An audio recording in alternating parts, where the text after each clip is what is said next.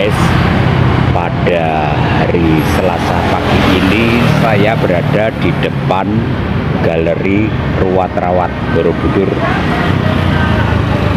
milik sohib saya, dan saya akan ke dalam.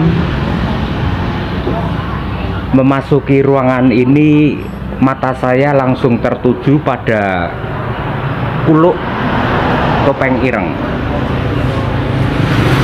Nah, ini kreasi karya kreatif anak-anak muda, tergantung dari tingkat kreativitasnya.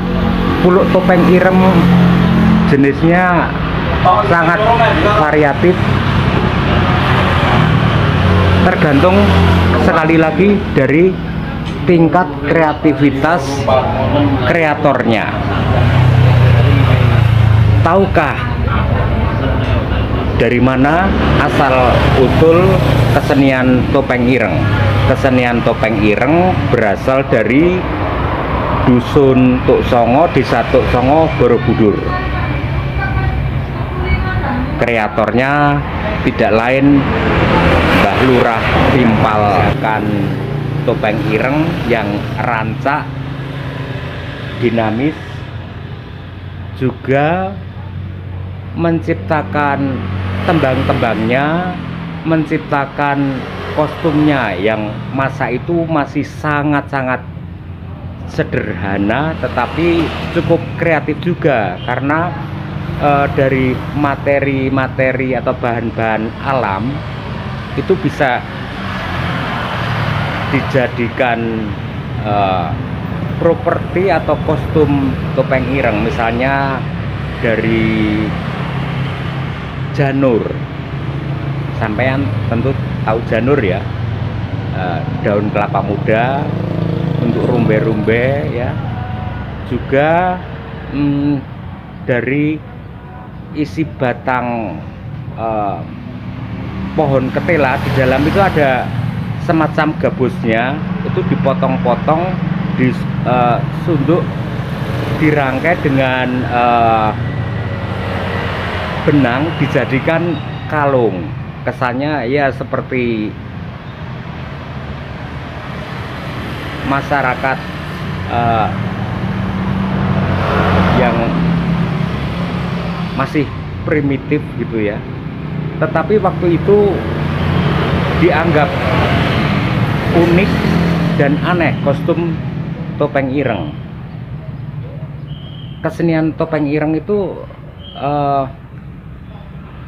banyak yang nyebutnya dulu dayaan, tetapi karena itu menyangkut semacam menyinggung atau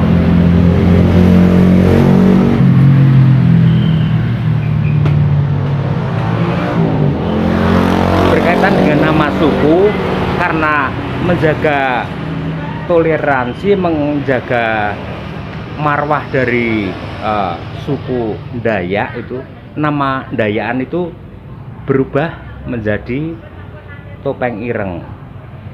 Kesenian topeng ireng ini sekali lagi berasal dari Desa Tuk Songo, kreatornya Mbah Lurah Timpal. Mesti saya ulang lagi, gerakan-gerakannya yang rancak, dinamis, diciptakan oleh Mbah Lurah Timpal. Juga tembang-tembangnya, kostumnya. Tembang-tembang topeng ireng di masa itu berfungsi untuk dakwah atau penyebaran agama Islam. Sekarang ini kesenian topeng ireng sudah sedemikian berkembang ya, karena mengikuti zaman. Ya, begitulah, ini konsekuensi logis zaman berkembang. Kesenian tradisional pun juga berkembang mengikuti zamannya. Misalnya trennya lagi ada jenis musik apa gitu, bisa masuk di dalam tembang-tembang dan tetabuhan topeng ireng. tetapi itu it's okay ya. Memang zaman mempengaruhi apapun, perkembangan zaman, termasuk lagu-lagu Topeng Ireng yang awalnya berfungsi sebagai syiar keagamaan, dakwah Islamiyah ya sekarang semakin surut nilai dakwahnya lewat tembang-tembang, meski masih tetap ada ya sekarang ini, karena ya perkembangan zaman itu ada dangdut, ada campur sari, itu bisa masuk sebagai pengiring gerakan-gerakan Topeng Ireng.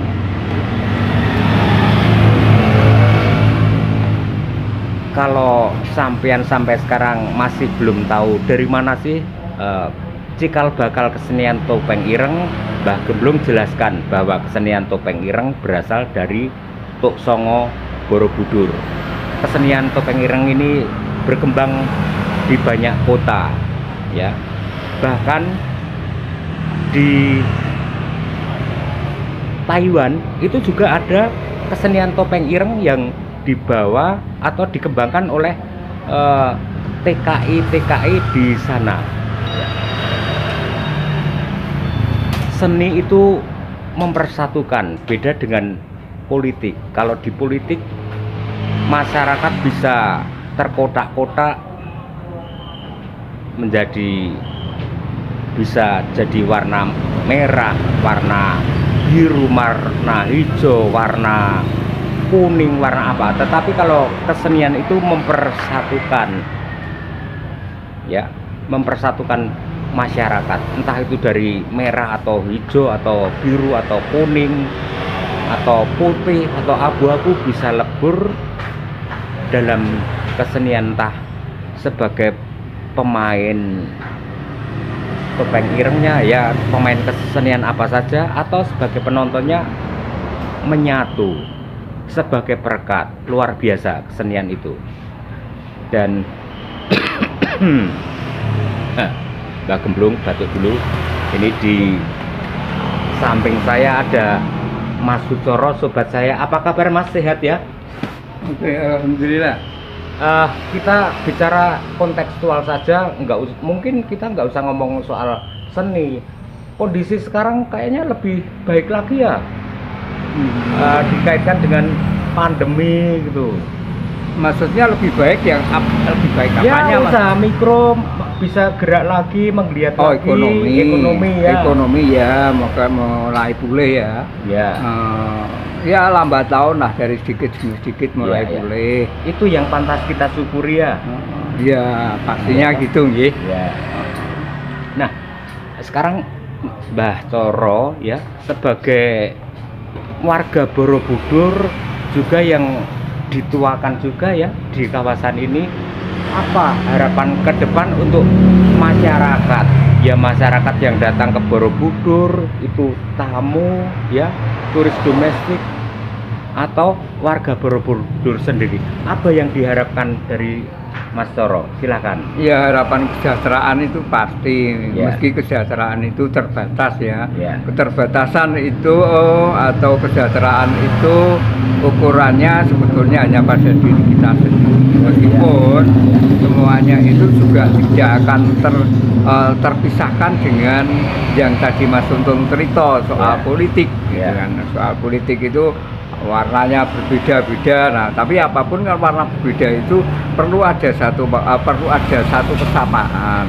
Jadi ya kan, warna merah identik dengan PDIP, hijau P3, kemudian agak hijau muda PKB dan seterusnya. Semua itu kan harapannya ada satu IKA gitu. Asasnya sama gitu ya. Iya, ada satu IKA karena semuanya itu ada dalam bingkai Bhinneka Tunggal Ika. Hanya saja untuk menselaraskan itu tidak semudah itu. Nah, tadi kita bicara kesejahteraan ya. Nah, kesejahteraan itu juga tidak akan lepas dari peran-peran politik yang berbeda-beda itu gitu kan. Buktinya sekarang aja penataan kawasan Borobudur ya. Ini menata untuk siapa gitu. Ya. Apakah menata itu untuk masyarakat atau menata itu untuk mereka-mereka dalam tanda kutip yang ya, berinvestasi ya. gitu kan, atau menata lagi untuk penguasa ya. Ini pasti ada keterpihakan ya. Nah, keterpihakan bagi-bagi hasil gitu ya, tahu, keterpihakan ya. Bagi-bagi hasil. Nah, masyarakat itu dibagi seberapa itu kan kita juga nggak tahu ya. Kita nggak tahu ya. Tapi kalau saya ya Mas, saya positif thinking saja. Pokoknya kita berpikir positif juga, apa ya, segala sesuatunya itu kita berpikir ini untuk kesejahteraan warga, rakyat gitu. Semuanya memang ya ada keberpihakan ya, mungkin saya juga belum memastikan, tetapi kita tetap positif thinking saja ya. Kalau positif thinkingnya saya pikir orang itu ya perlu perlu positif gitu ya, betul. Perlu positif, hanya saja itulah kita tidak akan lepas dari itu tadi Mas, dari apa, bagi-baginya itu loh. Nah, betul. Nah, karena kita melihat kan Borobudur itu adalah warisan budaya. Betul ya. Warisan budaya yang terwariskan pada masyarakat, terwariskan oleh semua pihak, itu adalah budaya. Ya. Nah, budaya sekarang ini dijual menjadi pariwisata. Ya. Ini tidak semudah itu. Gitu ya. Iya, itu tidak mudah lah untuk menjual namanya budaya menjadi pariwisata, itu tidak semudah. Oh iya. Nah, perlu konsep-konsep yang benar-benar komprehensif. Ya. Itu kan. Nah, antara pelestariannya dan antara pemanfaatannya itu harus seimbang, keseimbangan gitu ya, seiring ya, gitu kan. Betul, ya. Tapi ya apa ini seiringnya dia kita ya orang ngerti ya. Ya, biarlah nanti ini waktu yang membuktikan ya.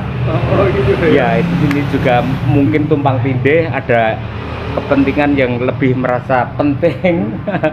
Yang penting tetap rukun paseduluran saklawase ya, jaga persatuan, jaga kesatuan juga ya, karena kita ini bangsa yang majemuk. Tanpa rukun Indonesia akan ambiar. Jadi rukunlah satu sama lain, sesama bangsa.